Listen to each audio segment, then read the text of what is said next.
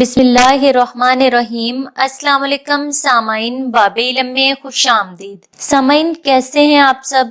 میری دعا ہے کہ اللہ کے فضل و کرم سے آپ سب ہمیشہ خوش و خرم رہیں، شاد و آباد رہیں، آمین۔ سامعین ایک دفعہ ایک شخص رسول پاک صلی اللہ علیہ وآلہ وسلم کی خدمت میں حاضر ہوا اور اس نے اپنے باپ کی شکایت کی۔ یا رسول اللہ صلی اللہ علیہ وآلہ وسلم، میرا باپ مجھ سے پوچھتا نہیں ہے اور میرا سارا مال خرچ کر دیتا ہے۔ آپ صلی اللہ علیہ وآلہ وسلم نے اس شخص کے والد محترم کو بلوایا۔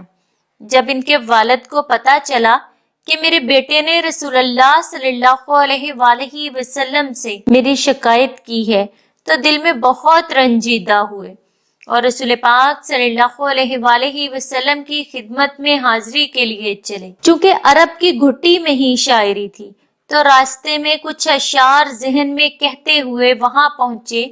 ادھر بارگاہ رسالت صلی اللہ علیہ وآلہ وسلم میں پہنچنے سے پہلے حضرت جبرائیل امین آپ صلی اللہ علیہ وآلہ وسلم کی خدمت میں حاضر ہوئے اور فرمایا کہ اللہ سبحانہ و تعالیٰ نے فرمایا ہے کہ ان کا معاملہ بعد میں سنیے گا، پہلے وہ اشعار سنیں جو وہ سوچتے ہوئے آ رہے ہیں۔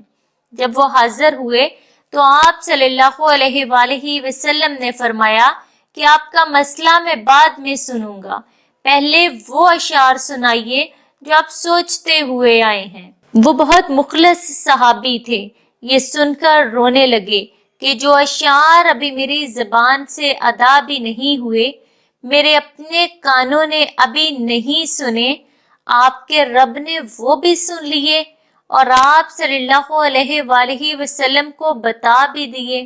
آپ صلی اللہ علیہ وآلہ وسلم نے فرمایا کہ وہ اشعار ہیں کیا، ہمیں سنائیے۔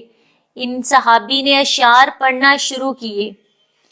آپ کو ان کا آسان ترجمہ بتانے کی کوشش کرتی ہوں کیونکہ جو اشعار تھے اور جس اعلیٰ پائے کے تھے اور جو جذبات کی کیفیت تھی، ان کی صحیح ترجمانی اردو میں بہت مشکل ہے۔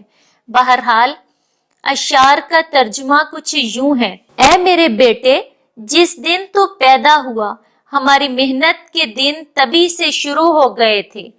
تو روتا تھا، ہم سو نہیں سکتے تھے، تو نہیں کھاتا تو ہم کھا نہیں سکتے تھے، تو بیمار ہو جاتا تو تجھے لیے کبھی کسی طبیب کے پاس علاج معالجے کے لیے مارے پھرتے تھے کہ تجھے کچھ ہو نہ جائے، کہیں تو مر نہ جائے۔ حالانکہ موت ایک الگ چیز ہے اور بیماری ایک الگ چیز ہے۔ پھر تجھے گرمی سے بچانے کے لیے میں دن رات کام کرتا کہ میرے بیٹے کو ٹھنڈی چھاؤں مل جائے۔ ٹھنڈ سے بچانے کے لیے میں نے پتھر توڑے۔ میرے بچے، میں نے ساری عمر جو بھی کمایا تیرے لیے کمایا، جو بچایا تیرے لیے بچایا۔ تیری جوانی کے خواب دیکھنے کے لیے میں نے دن رات اتنی محنت کی کہ اب میری ہڈیاں تک کمزور ہو گئی ہیں، لیکن تو کڑیل جوان ہو گیا ہے۔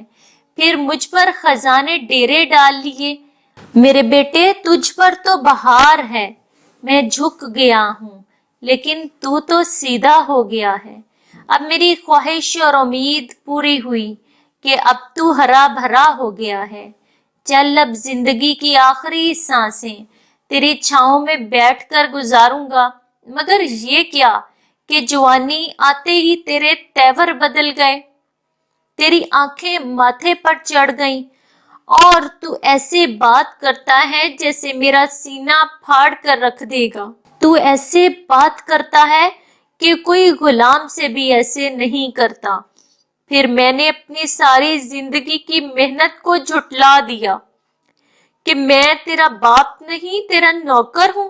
لیکن نوکر کو بھی کوئی ایک وقت کی روٹی دے ہی دیتا ہے، تو نوکر سمجھ کر ہی مجھے روٹی دے دیا کر۔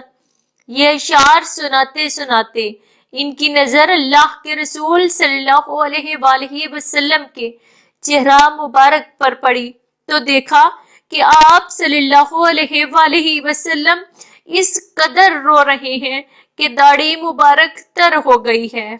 آپ صلی اللہ علیہ وآلہ وسلم جلال میں اپنی جگہ سے اٹھے اور بیٹے کا گریبان پکڑ کر فرمایا، تو اور تیرا سب کچھ تیرے باپ کا ہے، تو اور تیرا سب کچھ تیرے باپ کا ہے، تو اور تیرا سب کچھ تیرے باپ کا ہے۔